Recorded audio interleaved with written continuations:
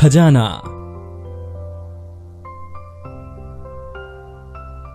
परिचय। मेहनत करने से ही खजाना मिलता है।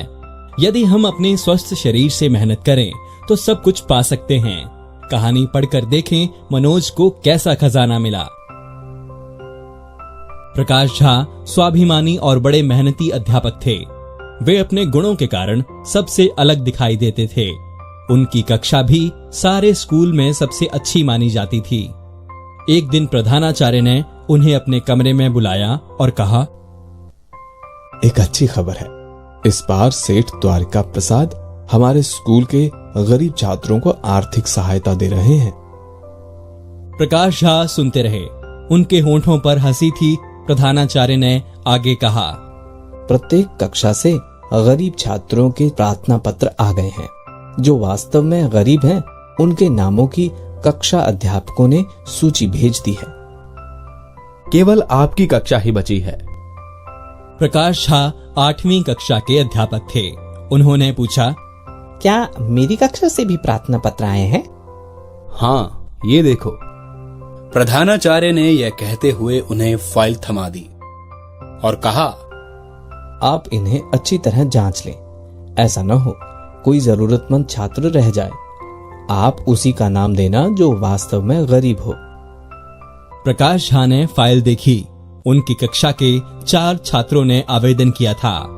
वे कुछ देर चुप रहे, फिर सभी आवेदन पत्र रद्द कर दिए और बोले, मेरी कक्षा का कोई छात्र गरीब नहीं है। दोपहर तक आर्थिक सहायता पाने वाले छात्रों के नाम नोटिस बोर्ड पर लगा दिए गए, पर इस सूची में 8वीं कक्षा के किसी छात्र का नाम नहीं था। यह देखकर एक छात्र मनोज प्रधानाचार्य के कमरे में गया। सर, मैं एकदम गरीब हूँ। मुझे भी आर्थिक सहायता नहीं दी गई। मैं परीक्षा में अच्छे अंकों से पास हुआ था।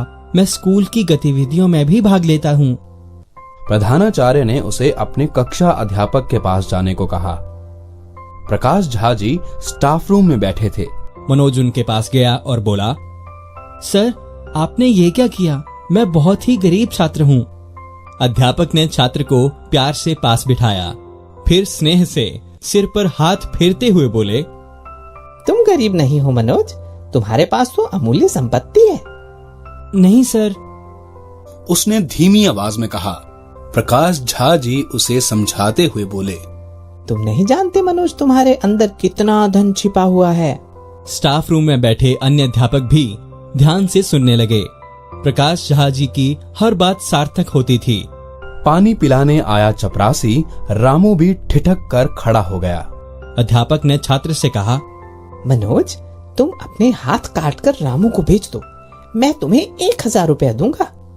छात्र चकरा गया। नहीं सर, ऐसा कैसे हो सकता है? वह बोला, हाथ नहीं तो अपने दोनों पांव दे दो, मैं इतनी ही रकम और दूंगा। वे फिर बोले, सर, ये भी मैं नहीं कर सकता। मनोज ने और हैरान होते हुए कहा, तो उंगलियां ही काट कर दे दो या आंखें दे दो। वे फिर उसी तरह बोले। सुनकर मनोज बोला, मैं ऐसा कुछ भी नहीं कर सकता सर।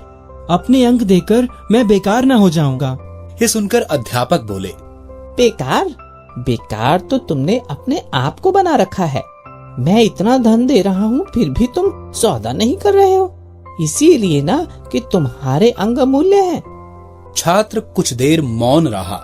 अध्यापक ने फिर कहा, अब बताओ, इस संपत्ति के रहते क्या तुम गरीब हो? चुप क्यों हो गए मेरे बेटे? जवाब दो। मनोज बोला, सर, मैं बहुत शर्मिंदा हूँ। क्षमा करें, आपका कोई छात्र गरीब नहीं। आप जैसे गुरु के रहते छात्र गरीब कैसे रह सकता है? बहुत अच्छा, अब तुम क्या सोचते हो? उन्होंने पूछा। मैं कोई भी काम कर लूंगा सर। बूट पॉलिश करूंगा, खिलौने बेचूंगा। स्कूल के बाद मुझे समय मिलता ही है। मनोज ने गर्व से कहा। तभी घंटी बजी। मनोज प्रणाम करके अपनी कक्षा में चला गया। उसे लगा जैसे उसे कोई खजाना मिल गया हो। शब्द ज्ञान। स्वाभिमानी, अपनी इज्जत का ख्याल रखने वाला। आर्थिक, धन संबंधी। आवेदन, निवेदन, प्रार्थना। अमूल्य, बहुमूल्य, अनमोल। संपत्ति, धन। सार्थक, अर्थवान। ठिठकना, हैरान होना। खजाना, धन संपत्ति।